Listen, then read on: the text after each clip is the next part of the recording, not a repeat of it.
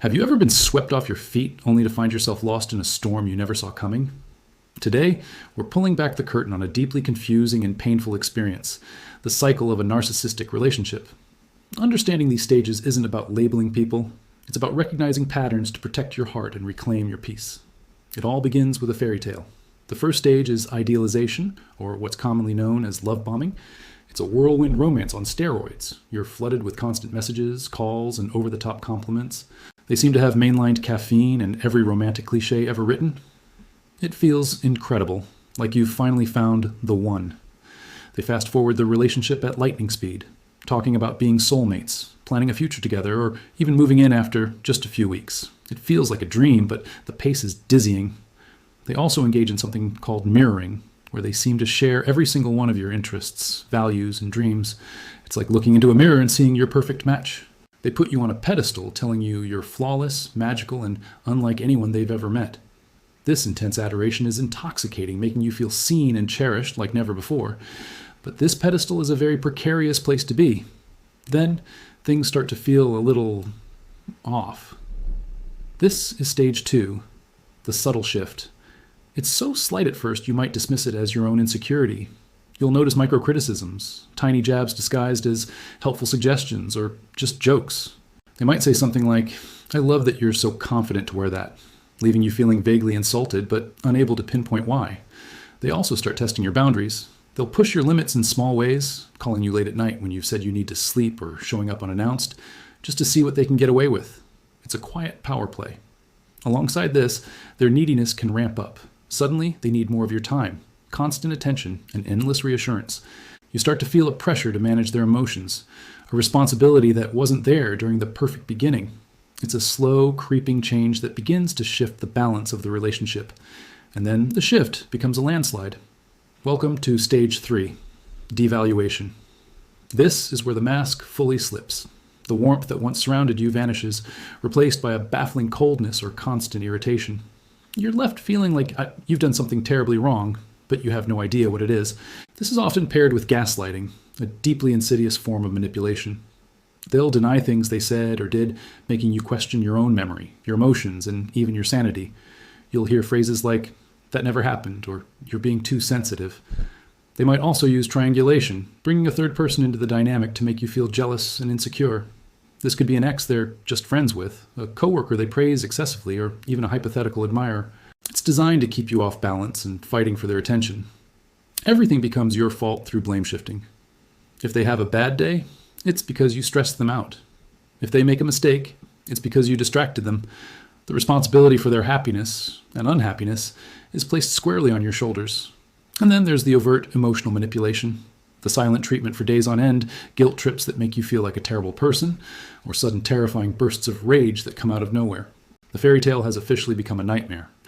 As the devaluation intensifies, you enter stage 4, control and dependency. Their goal is to make you reliant on them, and the first step is often isolation. They might subtly or openly discourage your relationships with friends and family, claiming your friends are a bad influence, or your family doesn't understand your connection.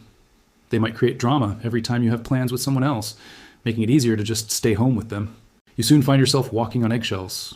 You become hyper-aware of their moods, constantly trying to anticipate and avoid their triggers. The problem is, the triggers are always changing. What made them happy yesterday might enrage them today.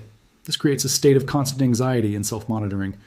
The most devastating part of this stage is identity erosion. Your confidence, which they once built up so high, is now systematically dismantled. Your independence shrinks, and your trust in your own judgment fades away. You start to lose sight of the person you were before the relationship, forgetting your hobbies, your passions, and your sense of self. You become a smaller, quieter version of yourself, focused solely on navigating the unpredictable world of your partner. Eventually, the devaluing and control reach a breaking point, leading to stage 5, the discard. This is often the most brutal and shocking phase. It can happen with breathtaking speed. One day you're in a relationship, and the next you're met with sudden detachment. They pull away emotionally and then physically, often without any explanation or closure. Their departure is marked by a cruel indifference. The person who once claimed they couldn't live without you now treats you like a stranger, or worse, an annoyance. Their lack of empathy can be shocking and deeply traumatizing. Very often they have already lined up your replacement and will jump straight into a new relationship. They may even flaunt this new person publicly, on social media or in shared social circles, which is a calculated move to inflict maximum pain. To finalize the discard, they engage in rewriting history. They will tell you, and anyone who will listen, that you were the problem all along. You were the unstable one, the difficult one, the one who ruined the perfect relationship. This narrative twist is their way of escaping all accountability and painting themselves as the victim. But just when you think it's over and you restarting to pick up the pieces, your phone might buzz with a familiar name. This is stage 6, hoovering. Hoovering is named after the vacuum cleaner because it's an attempt to suck you back in. You'll get sweet messages out of the blue talking about how much they miss you. You might receive fake apologies that lack any real substance, or they might make grand gestures they know you can't resist. They are masters at playing the victim. They'll say things like, "I've changed. I can't live without you," or "No one understands me the way you do." They are expert at trigger testing, poking at your empathy, your shared memories, or your nostalgia to see if you'll crack open the door just a little bit. And of course, they will engage in future faking all over again. They'll promise you the world, the marriage, the house, the changes in their behavior, everything they failed to deliver the first time around. It's a repeat of the idealization stage, a carefully crafted illusion designed to reel you back into the cycle. This leads us to the final critical stage 7, repeat or replace. What happens next depends entirely on your choice. If the hoovering is successful and you decide to go back, the entire cycle restarts. There might be a brief honeymoon period, a short burst of that initial love bombing, but it will be shorter this time.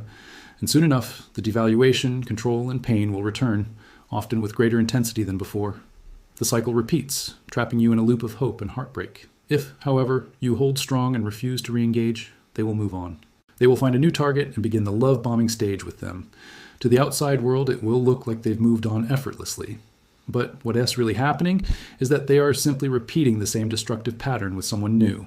Recognizing this cycle is the first, most powerful step toward breaking free. It's not about you not being good enough. It's about being caught in a predictable, toxic pattern. If any of this sounds painfully familiar, please know you're not alone and it is not your fault.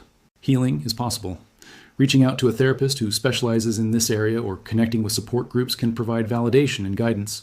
Rebuilding your life, your confidence, and your identity takes time, but you are absolutely capable of it. Your peace and well-being are worth fighting for. Thank you so much for watching. If this video was helpful, please give it a like and consider subscribing for more content on healing and personal growth. Take care of yourselves, and we'll see you in the next one.